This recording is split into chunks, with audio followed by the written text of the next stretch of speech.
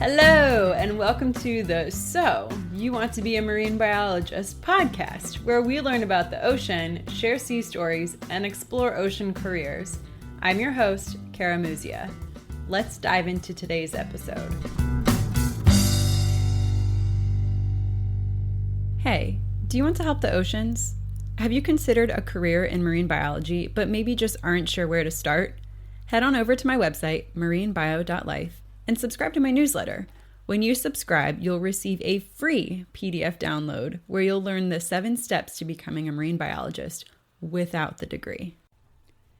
Hey pirates, mermaids, land lubbers, and ocean lovers. I have a riddle for you today. What do the oceans and weather have in common? At first glance, it may not appear to be much. What does a thunderstorm, rain falling from big black clouds in the sky, have to do with the vast blue sea? As it turns out, everything. My guest today is Chelsea Carlson, meteorologist for Commander's Weather. Her job is to help boats navigate through different weather systems in order to arrive to their destination in an optimal time and safely.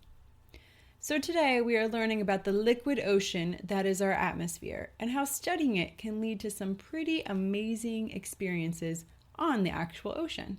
Chelsea illustrates how weather and the oceans are inextricably linked, how hurricanes form and what special ingredients you need to make that pie, and also shares about her time training Team USA for the upcoming 2020 Olympics. Let's dive in. Chelsea, welcome to the So You Want to Be a Marine Biologist podcast. Hey, Kara. Thanks for having me today. So you're the first meteorologist we've had on the show, and I'm really excited about it. As I was kind of preparing for the show, I read that meteorology is essentially the study of the liquid ocean that's all around us, which is really the air that's constantly trying to find equilibrium, and it will never happen or cannot be achieved due to solar radiation and the tilt of the Earth. And I thought that the liquid ocean bit was particularly poetic. Would you be able to give us a kind of an elementary lesson in meteorology? Yeah, definitely. And I love this analogy of the atmosphere being a liquid ocean because it's true. I mean, they're both fluids. So we have the fluid ocean and the atmosphere is also a fluid. And when we're in college and if you're getting your meteorology degree, you end up studying a lot of fluid dynamics, just as you would as an oceanographer or a marine scientist. So there's actually a lot in common. It's just that the atmosphere is of a different density, so it's less dense, and ocean and water is just much more dense fluid. So a basic, just understanding of meteorology, I always like to say what causes the weather is essentially just the differential heating from the sun. So in different parts of the Earth, you get obviously more solar radiation, and other parts you get less, just like how it's cold in the poles and it's warm by the equator. So that essentially is the baseline that drives all the weather. And it's similar for the ocean as well. That's what drives all of the major ocean currents that are, moving around the globe as well. That's also created by differential heating. So basically, we all know life wouldn't exist without the sun, but we also wouldn't have any weather systems if it weren't for different areas of the globe getting more or less warmth. So temperature drives all the winds, the wind patterns, and then you add in a whole bunch of other cool little features that make it all complicated since the globe is spinning. So that adds all kinds of swirling actions like the Coriolis force and all kinds of other cool like physical things because the Earth is spinning. But at its most basic, it's due to just the temperature differences that cause the winds and patterns. So.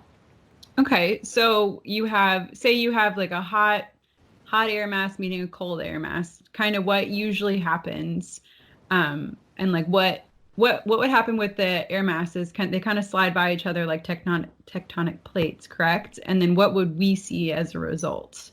Just like 1 or 2 examples of kind of what would happen. Yeah, so most people are really familiar with cold fronts, and that's exactly what you're talking about. So you get a cold air mass coming down from, say, the Arctic or Canada, and it pushes down into the United States and it meets a warm air mass. And that creates a front or a cold front. And essentially, the cold air is much more dense than the warm air because warm air rises.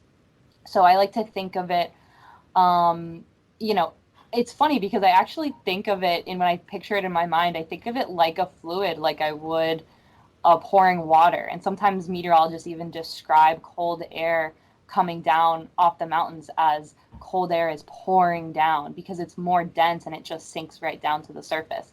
So what happens in a cold front is you get the cold air pushing down and it sinks down to the surface, and then the warm air ahead of it rises. When you get that meeting of the two different temperatures plus the rising, that's when you get storms and a lot of times thunderstorms. So that's why a lot on the edge of a cold front, you can have showers, thunderstorms, that sort of thing, right where those two air masses are meeting. So the cold front is kind of the more classic example. It's a little easier to understand, but warm fronts work the same way. A warm front is warm air coming up closer to cold air and starting to overtake it. But again, because the heat rises, that warm air is rising up above the cold air. So it tends to be less stormy, but you still get some rain and you still get some sometimes thunderstorms with a warm front. So same exact system, just slightly different. Depends which air mass is kind of moving faster. So that's kind of the basics of maybe cold front and warm front. Okay, so speed wins if the cold front's moving slower, it won't overpower the denser air won't drop out. So speed wins. It's kind of what I'm understanding. Yeah, exactly. It all depends on which air mass is moving faster and where it's going to. So, like here, this time of year in the United States, we're getting cold air masses starting to drop down from Canada and the Arctic, and those tend to be faster moving. And so that's bringing us a lot of cold fronts. It's fall here. Mhm. Um, So and what causes, I mean, what really, if you can do it without getting like too nitty-gritty, what causes seasons? Like is it just the rotation of the Earth starting to tilt differently, or the sun just hitting the Earth differently, and that's what enables all this cold air to come down from the Arctic? Yeah, it's a combination of those two things. So first is just the tilt of the Earth. So now we just had the fall equinox about a week or two ago, and so now the Earth is officially tilted more away from the sun. We're getting ready to go into winter, so we're getting less sunlight, less heating, and then what tends to happen is that drives the cold air masses to start coming down more from Canada once we get into that kind of a weather pattern, because the southern hemisphere is warming up. They're going into summer and we're going into winter. So the air masses are getting colder and they're starting to progress basically a little bit faster now. So that's the variation between the seasons. Yeah, it all starts with the Earth's tilt, and then the seasons will change based on other various factors of whether it tends to be a stormy year or a not so stormy year, because you can have both. Okay. So for listeners that may be wondering why we're talking about the weather on a marine biology podcast, could you please explain how the ocean and the weather are like intricately connected? Yeah, absolutely. So not only are they both fluids, but they don't exist separately from each other. They're constantly interacting. One of the really cool features of, I guess, meteorology and marine science is that there's this area between the ocean and the air that they meet and they'll mix. So one of the things that I looked at studying when I was going to college and potentially grad school was this area called the marine boundary layer. So it's basically that base layer of air over the ocean where all different kinds of physical processes are happening. There's exchange of heat, there's exchange of energy, there's exchange of moisture. So it's a constant mixing between whatever's happening at the surface of the ocean and what's actually coming up into the atmosphere. And then on top of that, we wouldn't have, if it weren't for the oceans, we wouldn't have that moisture content to actually bring rain. So if you go back to like elementary, just the water cycle, we need the oceans to be able to bring that moisture content up into the air, to get into the clouds and create condensation that creates the clouds. And then from there, it can rain and storm and all of that. So this full cycle that's, warm and moist air rising up out of the oceans and then condensing in the sky as clouds. And then, of course, it rains back down and runs back into the oceans again. So that's your full water cycle. So they're extremely connected, just on a large scale. But then even on just the smaller scales, and this focuses actually a lot on what I do, is looking at the small scales of how coastal areas or even the open ocean affects the winds. So if you have really warm water and you get a very cold air mass coming over that warm water, it's basically going to create that temperature difference, which what that does is that speeds up the winds a lot. So we have a lot of clients. I do forecasting for sailboats and large ocean going vessels that are going all over the world, and we do routing for them based on the weather. And a lot of times we have to explain this to them. If you're going into an area that's very warm water and then suddenly there's cold air rushing down, that wind speed is probably going to be almost twice as strong as what you would expect it to be if the water was warmer temperature or a cooler temperature. So depending on what's going on at the surface of the ocean, it definitely affects what the weather is doing even above the surface. And that was one of my favorite things to realize and to learn about. And so that's kind of where I geek out, is that marine boundary layer area where they interact.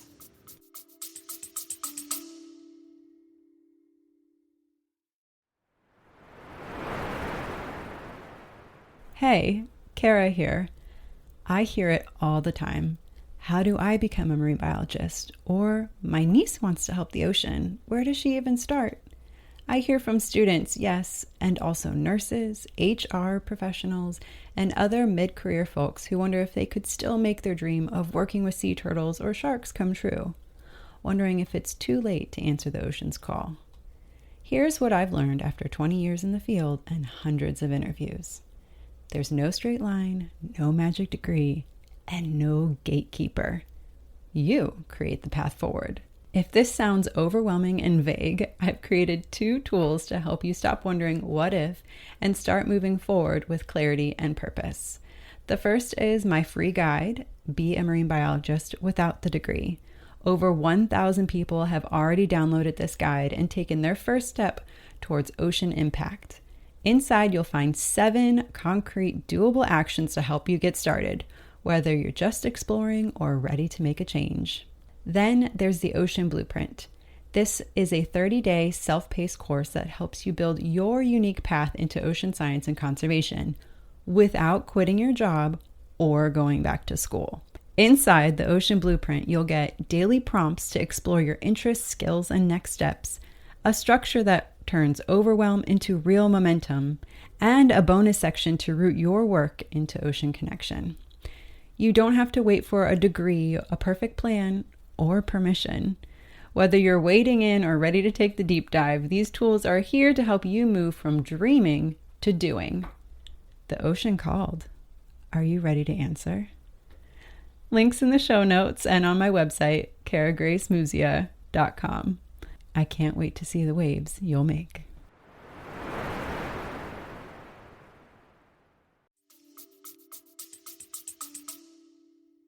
Yeah, absolutely. So you went to school for meteorology, and we kind of chatted a little bit before the podcast. The school you went to University of Miami, but the actual school is the Rosenthal School of Marine and Atmospheric Science. So it kind of drives home the point that they are completely interconnected. So even people that live completely in the center of the continent are affected by the ocean weather patterns, correct? Yeah, absolutely. Those air masses that come down and across the country, they come from the Pacific. And a lot of the things that happen in the Pacific affect us on the east coast of the US or inland. So all around the US, you're getting affected by air masses that have traveled across the oceans. So they're absolutely still very important. That makes sense. So I wrote a post on my Patreon page how hurricanes are marine biology too. So the biology part might have been just a little bit of a stretch, but certainly they're marine science, as we kind of were talking about. What are some key factors that you look at to determine hurricane formation and movement patterns? I know one of them is the ocean water needs to be 80 degrees Fahrenheit or 26.5 degrees Celsius, I think the conversion is, for a depth of 50 meters. What else are you kind of looking for besides incredibly warm ocean water?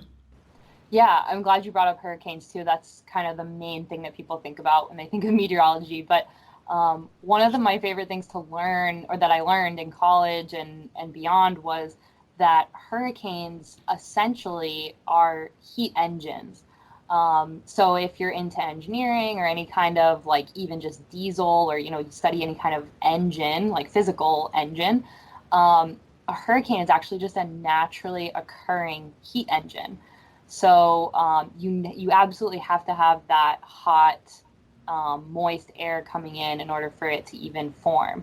So yeah, usually around 80 degrees Fahrenheit, that would be prime conditions for a hurricane. Sometimes it can actually be a little bit less than that. Like you can get a tropical storm or things forming if it's a little bit, even a little bit cooler than that, if all of the other ingredients are there as well. So I always like to think of weather, and especially the forecasting, as it's like a recipe. So you have to have multiple ingredients in order to bake a cake. And you have to have multiple ingredients to get a hurricane or really any weather system. So warm water temperature is one of them.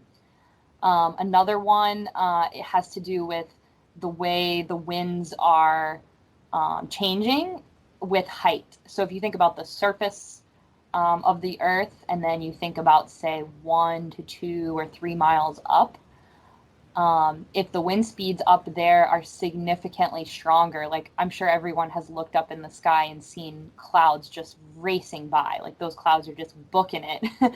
So that's an indication that the wind speeds up high are really strong. So we call that wind shear. Mm-hmm. And so you probably hear a lot about this during hurricane season as well, is what is the wind shear doing? They're saying, oh, there's low wind shear or high wind shear. So what hurricanes like is low wind shear. So they don't like to have the very top of them cut off by winds that are really strong. So when you have low wind shear, the storms are able to grow really tall up into the atmosphere, very, very high, way above the marine boundary layer, and thousands of feet. We usually look for cloud tops. So the very, very top parts of those clouds that are maybe 30,000 feet high, so as high as you would be in an airplane. That would be a really good ingredient for a healthy hurricane. And so hurricanes we always think of as, people say, oh, good ingredients or bad ingredients. So in the meteorology world, we think of good as meaning helpful to the storm. Right. maybe not necessarily helpful to everybody that's in its path. So I get that one a lot. They're like, oh wait, it's good. I'm like, well, it's good for the hurricane. It's maybe not good for the people in the path. But yeah, so the ingredients that help the hurricane grow nice and strong are the warm water temperatures. They need low wind shear so that they can have really big cloud tops and convection. That's the big thunderstorms in there. And then on top of that, there's a few other like more intricate things, but the steering currents then are the wind patterns that would drive the hurricane to go certain ways. And the steering currents have to be in such a way that it's conducive for that storm to kind of keep rotating around.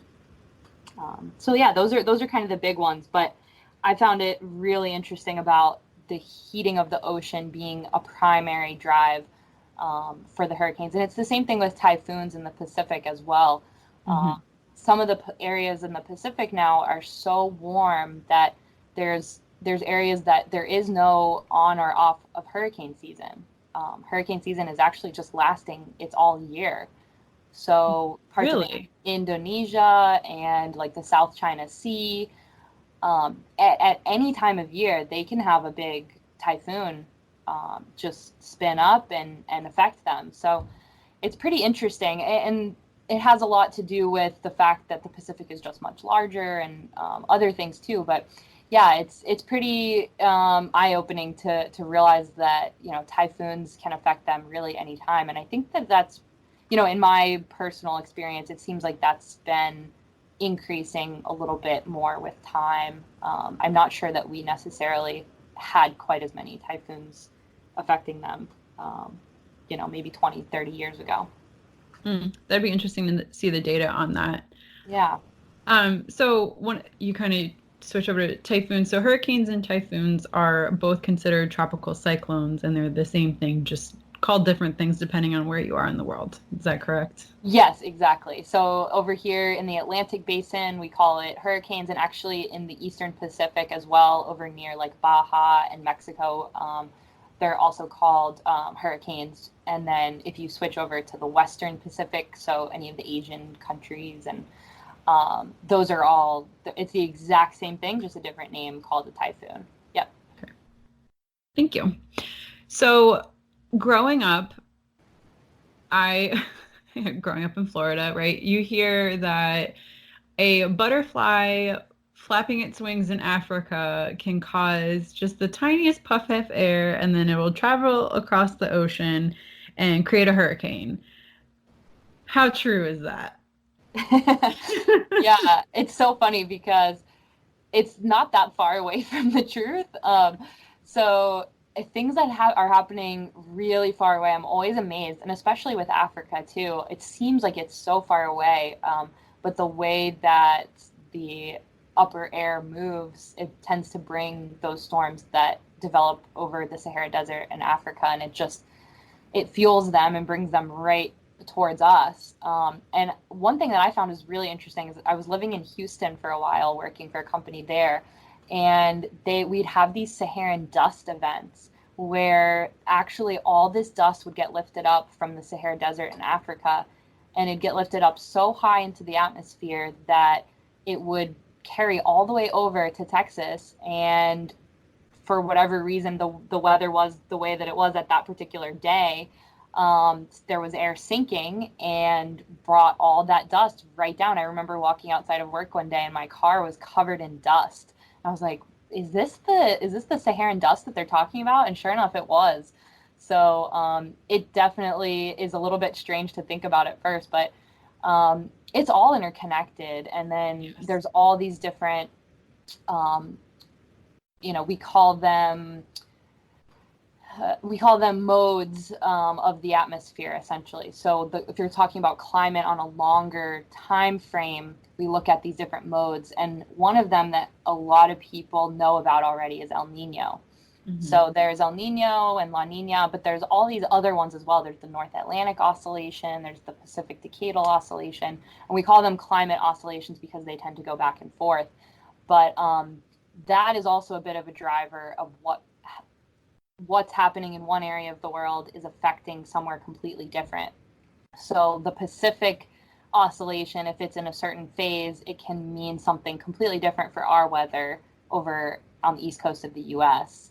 And it's happening over in Japan.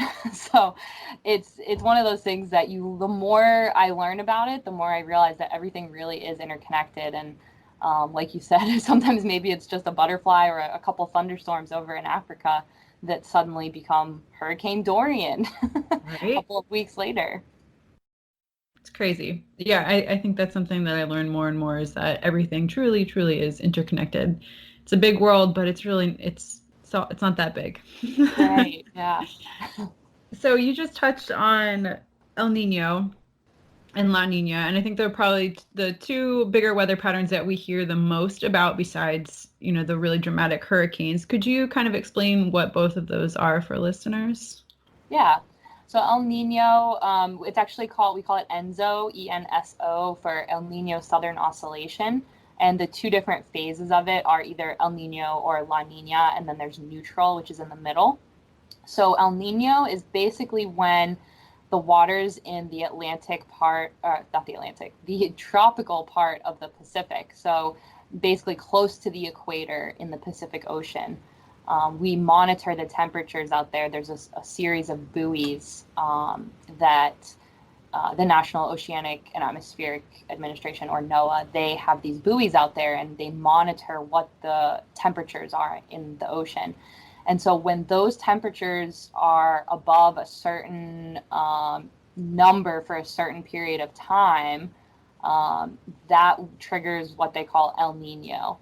And when the Pacific waters tend to be warmer over there, it means usually for the Atlantic basin that the hurricane season tends to be a little bit quieter over the history of time. Doesn't mean that there's not going to be any, or, you know, there might be one and it might affect your town. So it's hard to say like, oh, you're not going to get any hurricanes. But on average, just the number tends to go down. And that's because it's warmer in the Pacific. And so they get more hurricanes over there. So it often tends to be one or the other type thing. If the Pacific is really active, then it means oftentimes the Atlantic is not quite as active. And then La Nina is essentially the vice versa of that. The Pacific is just a little bit colder than it normally would be. And so you're not getting as many hurricanes happening over in the Pacific side. And that means it's usually busier on the Atlantic side with hurricanes.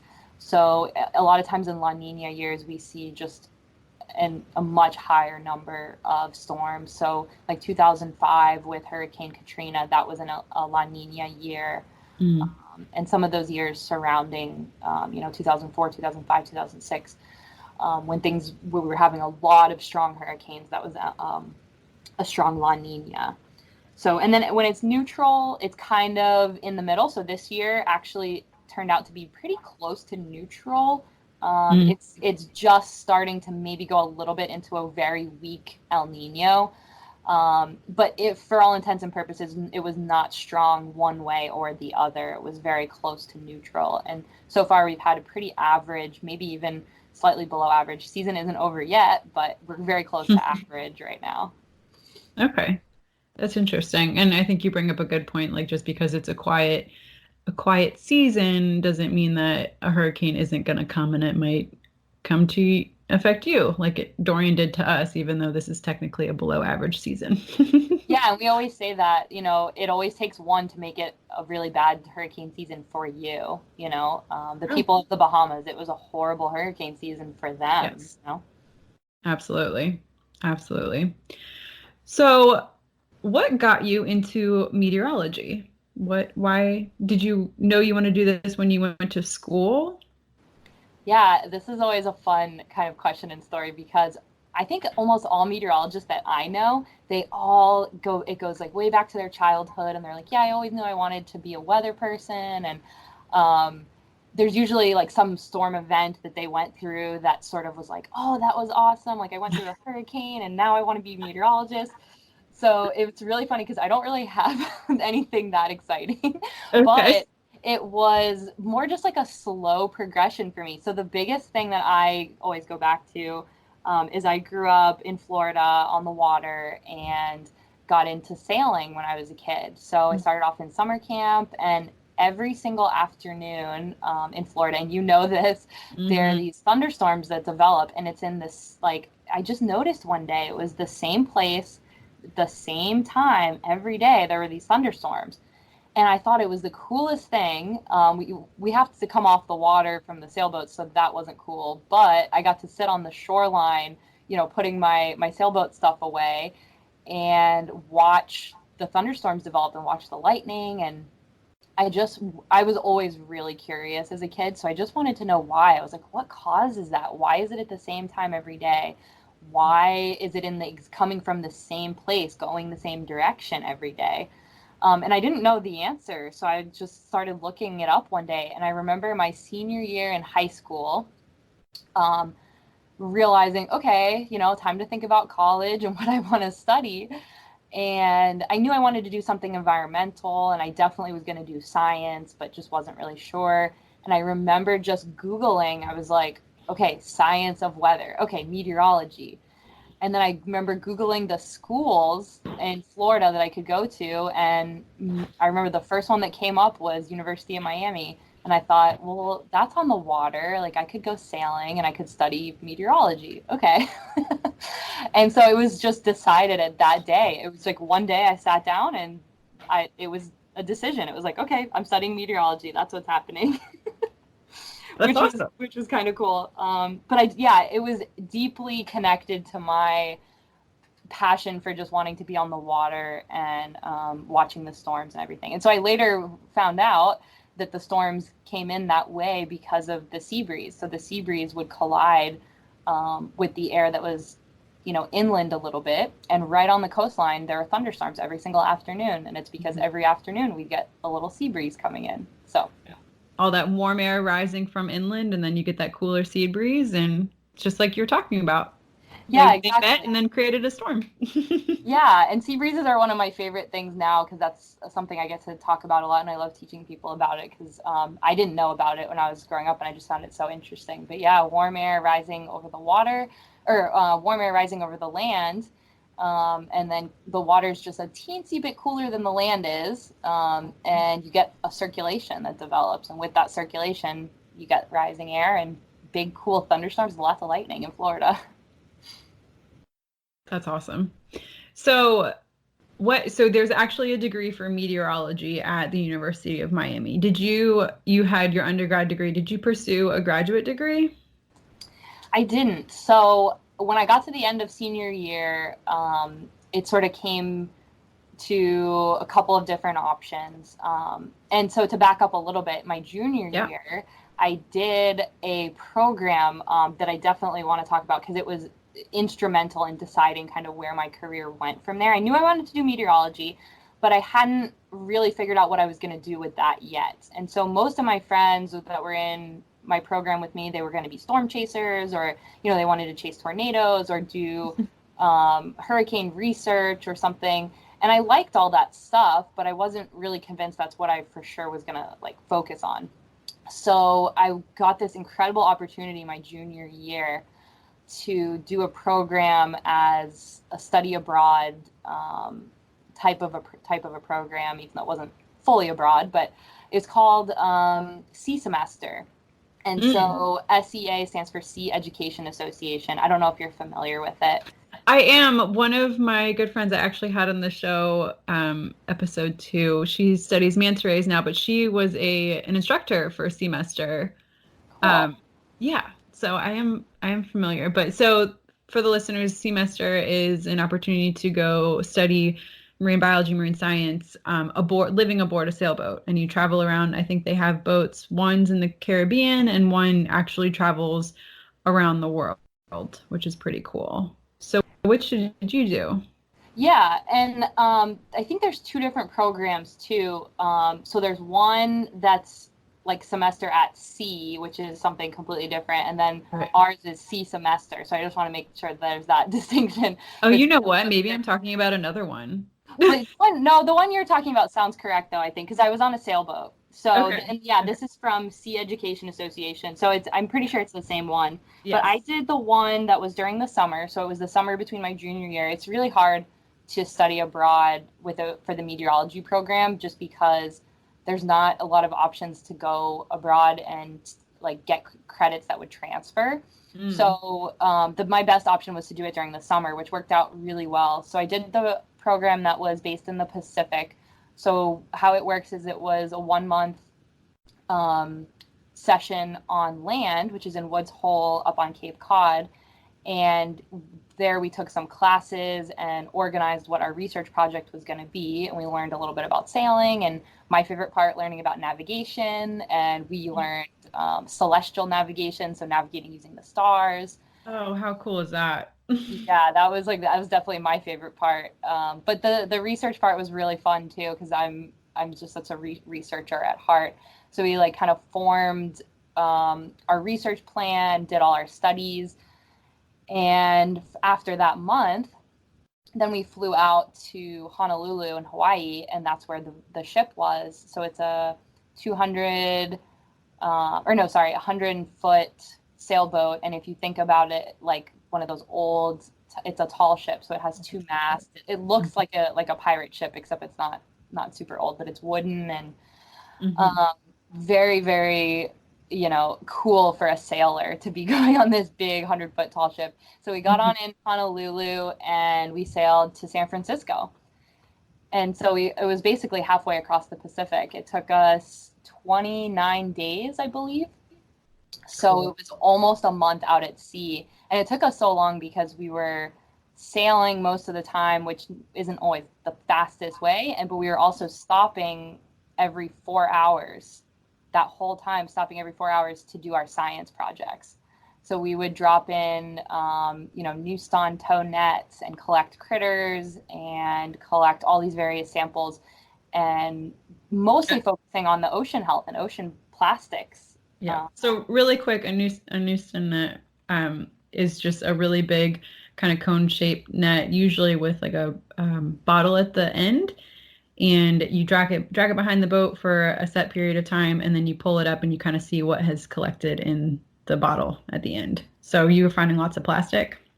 Yeah, that was a lot of us had different research projects because there was like 20 or 30 students on board. And almost everyone's project related to something with ocean plastics and sea life, but the biology and all of these various things relating to the plastic. But so every 4 hours we would do those net tows. We'd pull up and we'd do these plastic counts. So with that bottle that we pulled out, we'd actually count the number of plastic pieces that we found and record it. And it changed very dramatically as we sailed across the Pacific. And so our route for that particular voyage, partly because of the weather, but also because we wanted to go there, was to go right across the quote unquote Pacific garbage patch. I really love that you brought this up and you put quotes around it. Yes. Because, and I kind of want, and I want to touch on this really quickly. So the Pacific Garbage Patch has been this like media, um, a dramatization. I mean, it's a very real problem, but it's not. When people think of this Texas-sized garbage patch, you literally think of like, I mean, it comes to my mind still. You literally think of floating debris that you could walk on the size of Texas in the middle of the ocean. And what it really is a lot of, I mean, there's still a lot of big debris out there, but most of it is microplastics, and it's just like a confetti of plastic in the ocean, and it's huge and it's a big problem. Yeah, exactly. And that's exactly what we found.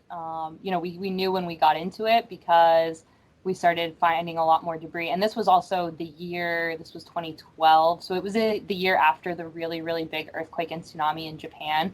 So we knew there was going to be a lot of debris because of the tsunami that had carried a bunch of stuff out to sea. And we saw all kinds of big debris like refrigerators and small boats and, a lot of fishing gear and all of that sort of things. So there was that, but it was very, like you said, you look out at the ocean and you don't see anything. You're like, it doesn't look like a garbage patch to me. It looks pretty nice. And then you look closer at the water, you just dip your net in and kind of scoop it out, and you see all of these thousands. I mean, I remember when we were in the heart of the patch and we were pulling out some of our counts, it got to be in the thousands, and it was just one little net tow, so it was pretty disheartening, definitely, to see that. And one of the students was studying how it affected the biology of the critters that we were finding, so like little jellies or fish, barnacles. We pulled off we were able to get one of the buoys that was floating and pull off some of the gooseneck barnacles, which are very cool looking tubular like barnacles that are alive. And we actually found that those barnacles were ingesting the plastic. We found it like inside of it. So it was interesting. It is interesting. So, and kind of the plastic issues is a big one, and they're finding plastic in everything. It's showing up in fish, it's showing up in seabirds, and it's not just ingesting the plastic. It stays in their system, so they will actually starve to death because they don't feel hungry, or the plastic actually has chemicals that can leach into the systems and kill animals. So plastic is like a multi-pronged Hmm. uh, issue. Yeah. So, okay. So you are on your semester and you're finding all these, you're doing your toes. So that was like a really formidable experience for you then as a fledgling meteorologist. Yes. So coming back to the whole reason why I brought it up was it, especially the navigation aspect of just navigating our way across this ocean and looking at how the weather impacted our route. And I worked really closely with my captain at the time to look at the weather and figure out what our route was going to be. Because it becomes difficult to just sail directly there. You actually have to do a little bit of a zigzag in order to get to Hawaii. Because so if you're not a sailor, just a little background, you can't sail directly into the wind. So you have to actually sail a little bit off of the wind in order to make progress if you want to get to the direction that the wind is coming from.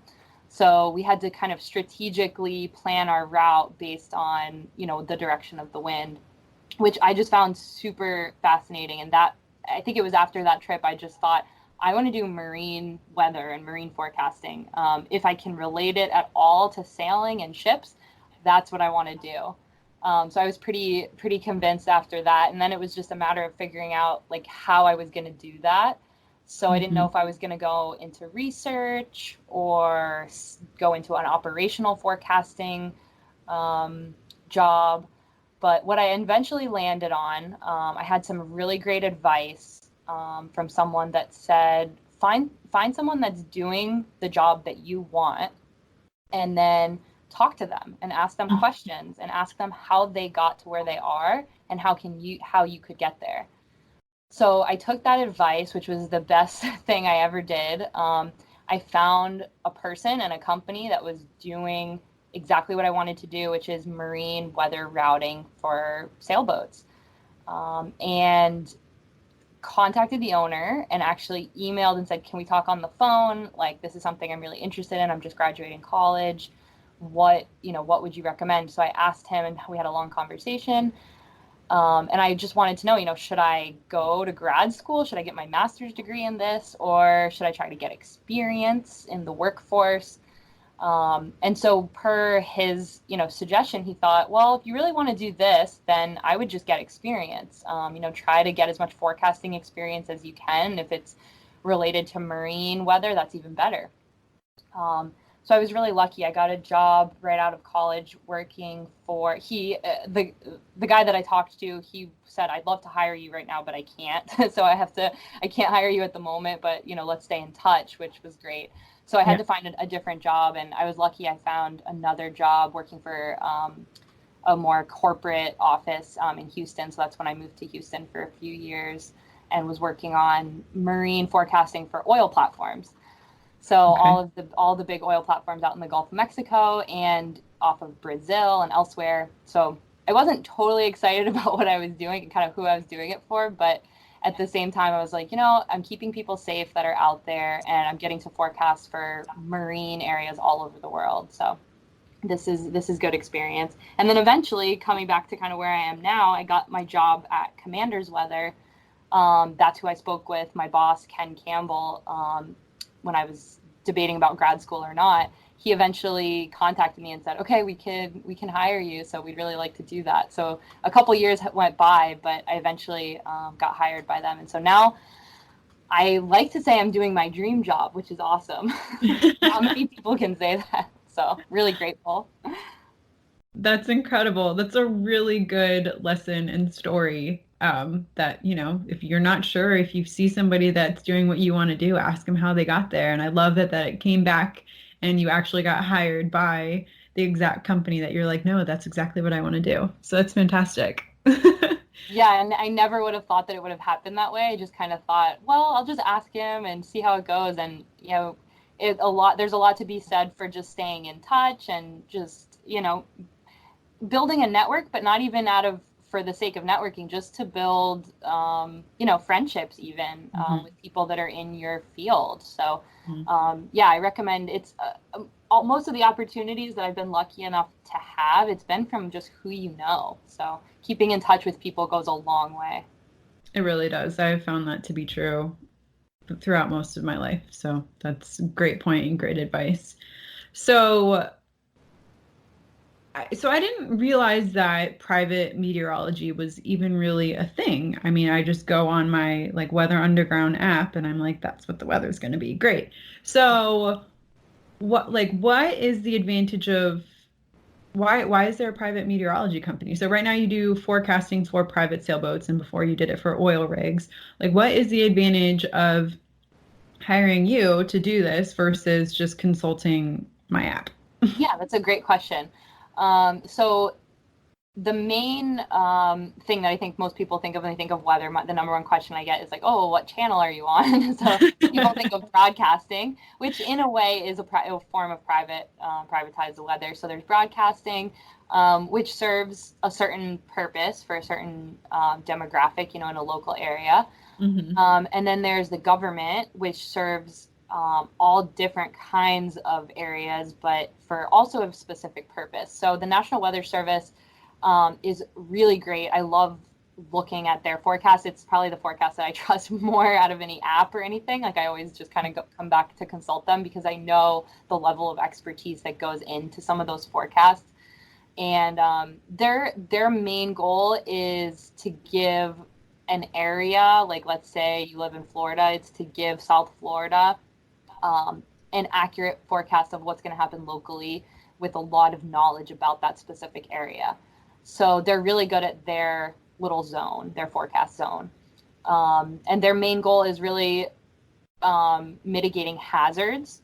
So they're looking out for tornadoes, hurricanes, things that could cause damage, flooding, rip rip currents, all of that stuff. Hmm. So they're more focused on warning people about potential hazards, which is really important. Hmm. Um, the private sector, apart from those, kind of exists to fill all the other little niches that need to be filled that the National Weather Service doesn't really focus heavily on. So if you are a sailor or even just a boater and you're going out and you're looking at either National Weather Service or one of your apps, it's going to give you a good idea of whether it's going to rain, what the temperature might be, and it might give you an okay wind forecast. But let's say you're taking your boat from South Florida and you want to go on a long trip, up to, let's say, Georgia or South Carolina, up the coast. The app isn't going to give you a real good sense of how that weather is going to change as you're moving along. So, Hmm. and on top of that, there's also just the inherent issues with the model data. And I know a lot of people probably know about these computer models that help forecast the weather. I'll keep this real short too. Spaghetti models. What's that? Spaghetti models. It's like my Yeah, jam when there's a hurricane coming. yeah, everybody knows about the spaghetti models, exactly. So there's several different computer models that help us predict the weather. And so, yeah, to kind of keep a long story short, essentially those models, it's just a computer prediction and they're often wrong. So it really helps to have an interpretation of what that model means. And as you can see with the spaghetti plots, they go sometimes in all different directions and they're sometimes doing all these different things. And so it's one of those cases where sometimes too much information is almost a bad thing because Mhm. people are just confused. They're like, this model says this and this model says this, and I don't know what's going to happen. And can you give me some help? And so my job is basically to help those people understand the uncertainties, what could happen, and what's most likely to happen. For whatever it is that they're doing. So we work with a lot of yachts that are just either going around the world or even sailboat racers. So we actually specialize also in people that are racing sailboats in small little areas. So that happens a lot in South Florida, but all over the world as well. And we'll get down into those little nitty gritty details that you would never find on your app or on the Weather Channel or National Weather Service. They're not going to be able to tell you that the sea breeze is going to come in at noontime and the wind is going to shift a little bit to the right, and that the clouds are going to come in, which is going to make the wind speed go down a little bit. And so all these little tiny local effects are what we really, that's kind of our bread and butter, what we help people to understand how these little things affect the weather that's where they are or where they're going. So it's a little bit different than the purpose of some of the other weather apps. Yeah, that makes sense. So I actually sail and I've raced in the past as well, and local knowledge is very real. You always want to know like, oh, have you sailed here before? Kind of what's the wind going to do? What are some of the patterns? So you provide that with more data and science behind it. So that's fantastic. Yeah, and some experience too. I've gotten to go to some, different spots around the world to do that, which is really fun. And that's just also my passion aside from work. So I get to kind of combine the two. And Yeah. so if you're a sailor, Mhm. it's helpful to know what's going to happen beyond just kind of a generic weather forecast. Absolutely. So you brought up what something I really wanted to talk to you about.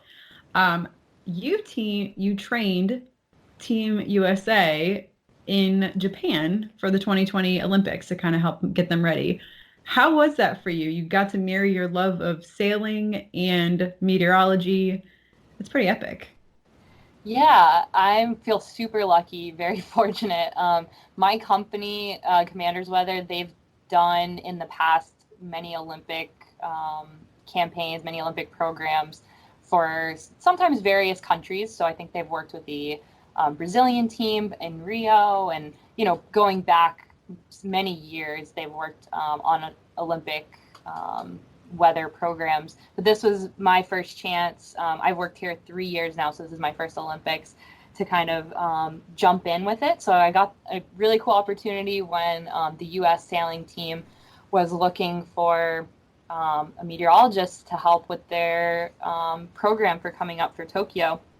So last year, I got to fly out there for, I think it was 2 or 3 weeks, and just get some basically reconnaissance of what the little area is like. And the sailing venue is a little tiny island about an hour south of Tokyo. It's called Enoshima, which is a really cool spot. It's nice to kind of be away from the hustle and bustle of Tokyo.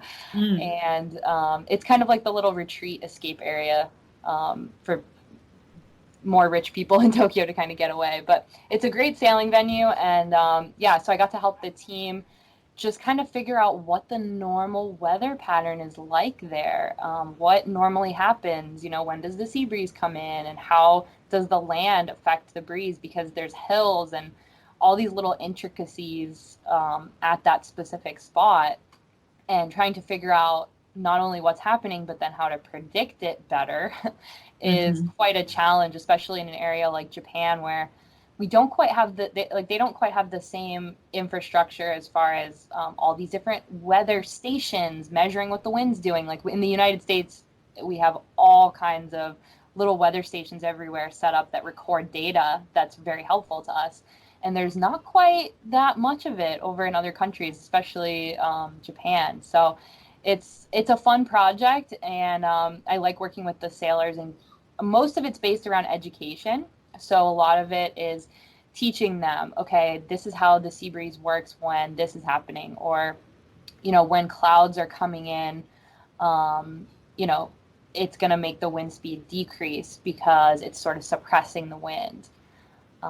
And little things like that, just to kind of, they can start to use that information then when they're racing around these little courses. They're smaller than a mile, so it's a very small little area that they're kind of taking their sailboat around. And for the non-sailing racers, they usually spend anywhere from 2 to 3 hours out there a day, doing these races around these buoys. And so a lot can change throughout the day while they're out there. And so getting them educated on how the weather works is super beneficial, especially at that high of a level, because all of the sailors are so good. They're Olympic. So they're at the very, very top of their game, and there's very little differences between them that allow for, one person to be better than the other. So they use these strategic advantages of the weather and the currents, and use that to their advantage to try to, win the race.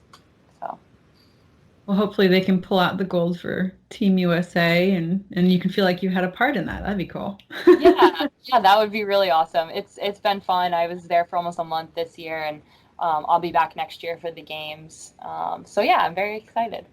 Will you be there for the entire time of the games to kind of like fine tune what's happening versus what your reconnaissance recovered? Yeah, so I think I'll probably be there for a little bit before the games and then throughout, working with the team and working with the coaches more so. But Mhm. yeah. That's incredible. Very cool. So I want to shift gears a little bit. We've been seeing a lot in the news lately about climate change with the UN Climate Action Summit that just happened, and Fridays for Future, which is striking movement that millions of people have joined lately. Not lately. It's only been a year. I didn't realize it's only been a year that Greta Thunberg started these Fridays for Future movement. So one very specific number that's talked about in climate change and kind of reducing our impact to keep the Earth from warming is another 1.5 degrees. Could you explain why that's so important? Yeah. So there's a certain threshold that, once you have enough CO2 in the air and the greenhouse effect is in motion to a certain extent, um, it becomes, I guess they're saying it's somewhat irreversible, although I think that there are ways that we can kind of backtrack it. But there are certain things that get set into motion that then are very difficult to undo, and some of them may not be able to be undone. So, like for example, when we hit this threshold of temperature, um, certain ice caps may never refreeze again. They may melt, and it may be very difficult for certain areas that were once ice to fully come back to being all ice again. And once sea level rise kind of starts, it's not really like it goes back down again. So, once that gets going, it becomes very difficult to kind of reverse it. And so, yeah, there's all different kinds of effects that can happen once you have enough CO2 in the air. And it becomes difficult because CO2 and any of the greenhouse gases, methane, um, you know, any of them they become very difficult to remove from the atmosphere. So you can do it. You can plant a lot more trees. We could come up with maybe some CO2 removal devices, is one of the things that they've talked about doing, but Hmm. it requires such a large scale, and yeah, it requires a really large commitment that everyone would have to make. So Hmm. it becomes, yeah, an important temperature threshold. And I think Hmm. it was a couple of years ago we surpassed like the amount of carbon dioxide in the atmosphere that it would never go back to its like pre 1900 levels. And I think I'm trying to remember the number. I don't have it offhand, but I think it was like I think 500 it was, parts per million. yeah, I think it was 400, but you might be right with 500. Yeah. Yeah, yeah, we were told to stay below 350 and it didn't happen. So now we're above 400, which was, or 500, which was the threshold. Um, and really what, I mean, I kind of had this conversation with my husband, like the earth goes in cycles and like, yes, we are going through a warming cycle, but, and the problem isn't that the earth is warming, it's just the rate at which it's happening. And the amount of CO2 that we are putting in the atmosphere accelerates this rate of change. And it's real. I mean, I hope that most of my listeners understand that it's real. But to kind of drive home the point, there's a lot of municipalities, especially in coastal areas, definitely in Florida, that actually have coastal task force resiliency meetings and teams that are just solely dedicated to sea level rise and like how it will affect their local hometown and like what they can do about it. Thank you for explaining, the 1.5 degrees and ice caps melting and all of that craziness Yeah. that the world is in. Yeah. And I mean, and relating to back to even marine science and ocean science again, is that, there's a lot of talk about the air temperature and, hitting that threshold. But what I think maybe your listeners are more familiar with it, but I don't know if the general population necessarily is the ocean warming. And so Mhm. there's different thresholds that the ocean has for certain populations. And to be honest, I think that actually scares me more than maybe Mhm. some of the warming as far as the air temperature goes, because I think we're going to see much faster repercussions from ocean warming than we are from the air warming. So sea level rise may happen. It may take some time, but I think it's generally slow.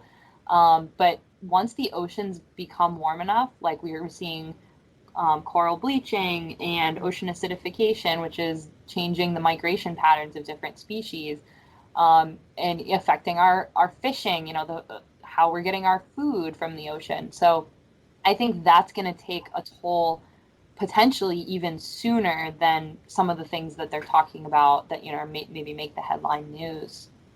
Mm-hmm. And even from a meteorological standpoint, the ocean warming, I mean, we talked about what's part of the recipe for making a hurricane is very warm ocean water. So if we constantly have that ingredient, then it makes it that much easier for all the other ingredients to kind of come together and create all these super powerful storms. Have you looked at data for, it feels like the storms that we've had have been the most powerful, like consistently ever. Like we had Hurricane Andrew in the early 90s that, and I feel like we're going off the rails here and we'll come back in a minute, but we had Hurricane Andrew in the 90s that was really powerful storm. And then I feel like there's only been like one or two, I mean, the 04, 05 hurricanes, but then it's been crickets. And then the past 3 years, we've just had these amazing, like category 5 storms annihilating places.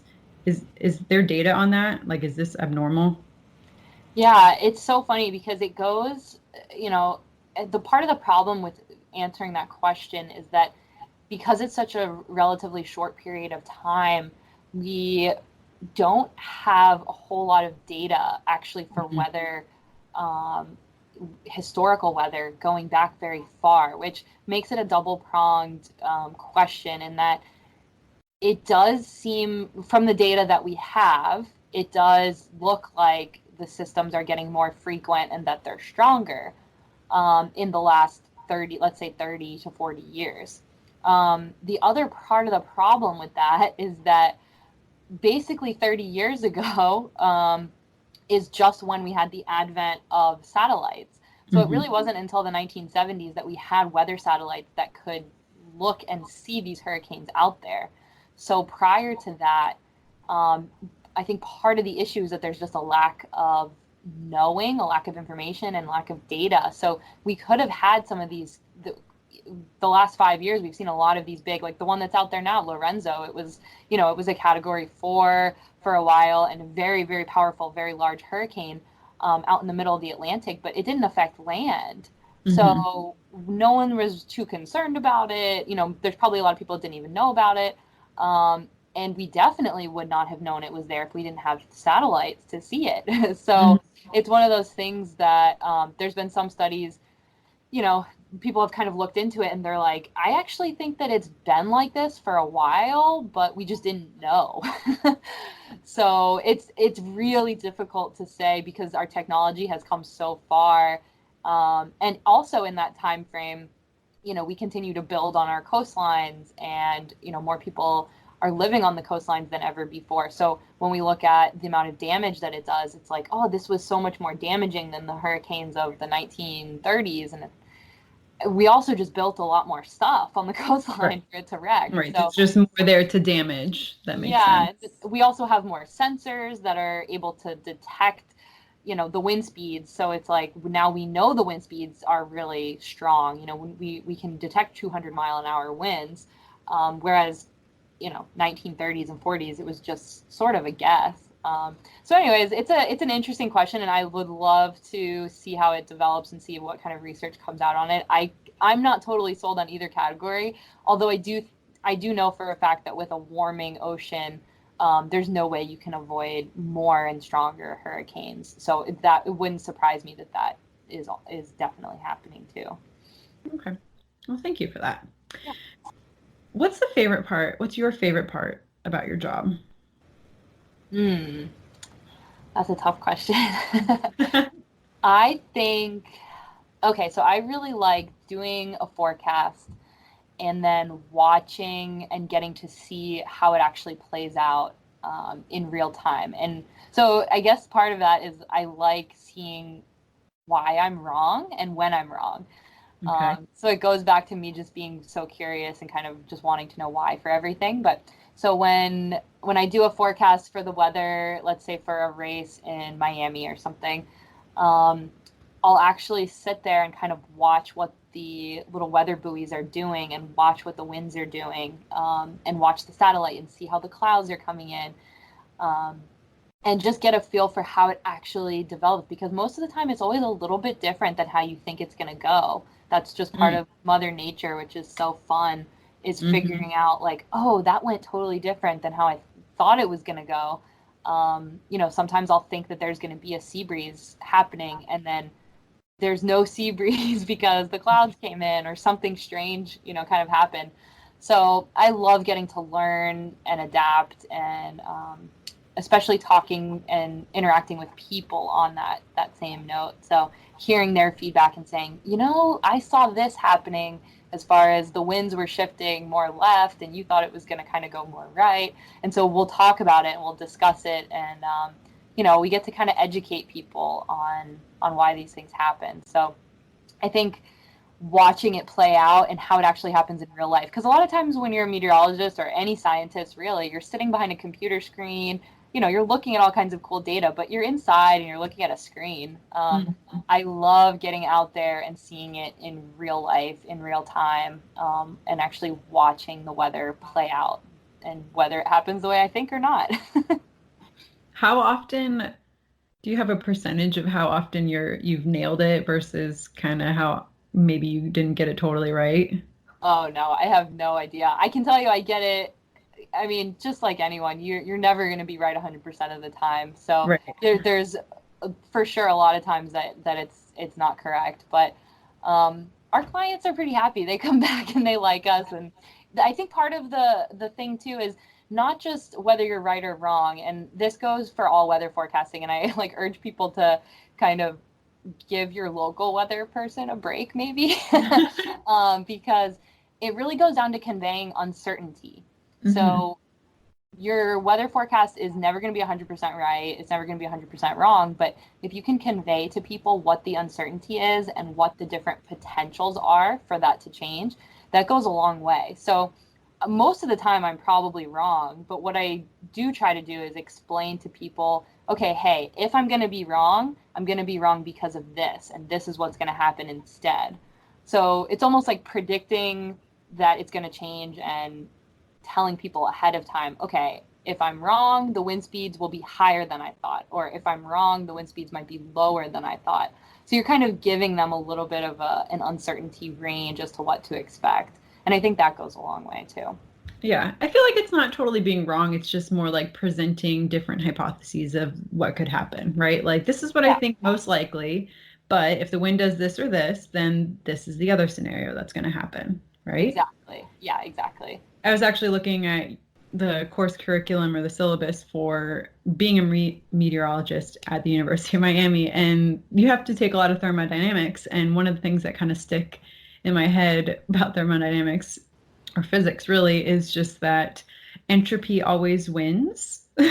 Yes. So entropy is the amount of disorder in a system. And my husband is an engineer, and he actually had a shirt in college that said this, entropy always wins. And whether you call it entropy or the mother nature variable, it's true. And it does always win. It's always I a love factor. that. I'm going to use that from now on. Entropy always wins. I like that. Perfect. I have two favorite questions that I definitely want to ask you, and then we'll kind of wrap up. What is one of your favorite field story or stories to tell? And this could be like the best day you've ever had out in the field, or like the worst day you've ever had. And you could use experience from your professional career or even while you're at school, or if there's like a really formidable, like forming um, childhood experience that would work in this situation too. Hmm. Interesting. Okay. So I guess I can probably maybe answer best and worst, maybe almost in the same story. Okay. Fun how so that works out. so I guess a little background is I do some offshore distance racing, sailing as well, which it tends to take place in bigger boats. So Hmm. I was doing some racing last year in Long Island Sound. So we'd start, kind of near New York City, and then the race takes you all the way down east out towards the Atlantic Ocean. You go out towards Martha's Vineyard, and you go around a little buoy or a little tower kind of out near Martha's Vineyard. It's called Buzzards Bay Tower, and you go around, and then you come back and head all the way back into Long Island Sound. And it usually takes it's like a 2-day trip. So for this race, the weather on the first day was particularly not great. So it was upwind, which means you're beating against the wind, and there was a big sea state, and it was kind of cloudy and rainy and cold. And I was navigating for this race, so it was kind of my job to like keep the boat going in the right direction and telling the skipper where to go. So there was some stress involved, and the weather was just pretty relentless, and I ended up getting a little bit seasick. And so that whole day and into that evening, actually, you're kind of just thinking like, why do I do this? Like, why am I out here? Like, I could be at home in my bed with a Cuddled warm, up with a good book. yeah, yeah. And so it's just one of those things that you're very outside your comfort zone. And there's moments like that. And I think this is kind of maybe a metaphor for life too. There's those moments or those hours you're like, oh, this is just tough right now. But as we kept going, we were doing well and going fast. And as we kept going, we got to the turning point where it was time to turn around. I think it was like early the next morning. And so we came around the corner, and literally the sun came out and it turned beautiful. And at that point, it was basically a downwind ride, which means you're going with the wind. It becomes very easy to sail. It's very comfortable because the seas are kind of going along with you rather than against you. And so we got to the Block Island Wind Farm, which is this beautiful wind farm that's just off Block Island. There's like 6 or 7 of these just huge, majestic wind turbines. And so we ended up like the fastest route, and we were racing, so the fastest route took us basically right through the wind farm. So I remember we started going downwind. It was beautiful. The temperature got really nice, and we're sailing through this wind farm, and I'm on this yacht, and I'm, all of a sudden everything just kind of turned around. I was like, wow, this is why I do this. And sometimes the weather is challenging, and you're uncomfortable, you're outside your comfort zone. But I've always found that when you push yourself kind of towards the edges of your comfort zone or outside your comfort zone, generally what's on the other side tends to be really worth it.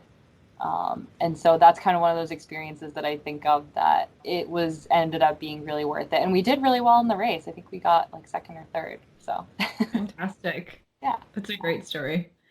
It's amazing how many times you have that. You're like, why am I doing this? And then either it gets better, like in your case, or it's a really great story to tell at the end of the day. Yeah, that's true. There was another race that I did that was just a really great story to tell because everything went wrong and it was so horrible that it was like, okay, that was just a good story. That's a good story to tell at the bar.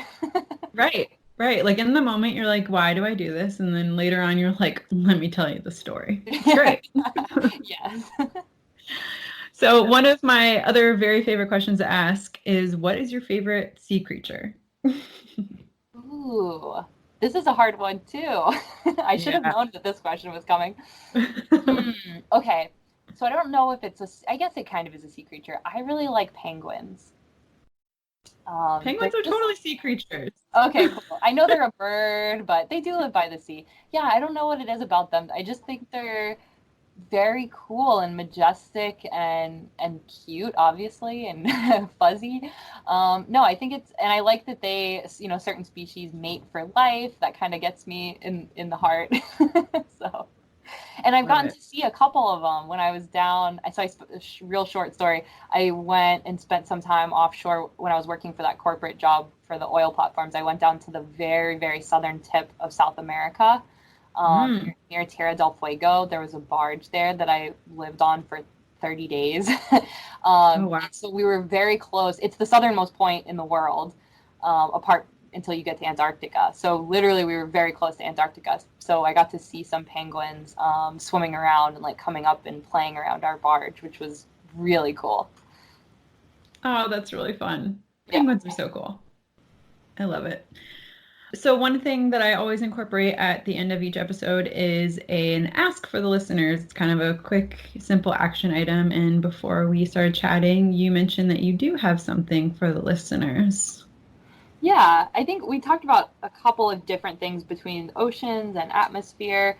But I guess my call to action with everyone is just kind of focusing on your local community. I think it's really easy to get swept up in the big picture of climate change, and on the national and global level, it is a big problem. But at the same time, every little community and every person in that community makes a difference. And so, at least what I've found in some of the communities that I went to, like I went to Puerto Rico after Hurricane Maria, and just kind of like wanted to help. And the big lesson that I learned there was they just relied on each other in their community to help, recover after the hurricane, but also prep for any potential disasters that could come again. So getting things in place like collecting rainwater instead of relying on the city to pump you water. Just little simple things like that you can do, little projects you can implement in your community and see what the need is. Like maybe your community is on the water and there's a ton of trash on the beach or in the ocean. You can just start a little local beach cleanup with your friends. Or if it's your inland, and it's something that's, there's an electricity problem and the power keeps going out every time storms come through. Finding little solutions and working with those people in your community, I think is really important, because if everyone does that, then we can all really come together on a global scale and things will change. It's a great ask and really great points too. Little small actions multiplied by many people makes a big difference. Yeah. Love it. So if listeners want to connect with you or learn more about you, where's the best place to find you? Yeah, good question. So I am, let's see, probably through Commander's Weather is the best way. On our website, commandersweather.com, you can put an inquiry in and send us an email, or you can connect with me personally. I'm on Facebook, Chelsea Carlson. And those are probably the best two places. Perfect. And I will put a link in the show notes to both of those places, as well as everything we've chatted about for listeners as well. So Chelsea, thank you so much for being on the show. This was such a great conversation. I really enjoyed it. Yeah, thanks so much for having me. I enjoyed it too. I'm looking forward to listening to more of your podcasts coming up. Great. Thank you. Thank you for listening to today's show. I'd love to hear any insight you've gleaned. Leave a comment over in the show notes or send me an email over at marinebio.life. If you enjoyed this episode, subscribe, and of course, share with your friends. Keep after your dreams and making waves in your community. One person can make a difference. Thank you for listening to today's episode. If you enjoyed it, please take a moment to subscribe to our channel. It helps other ocean enthusiasts find us. And we'll catch you next time on the So You Want to Be a Marine Biologist podcast.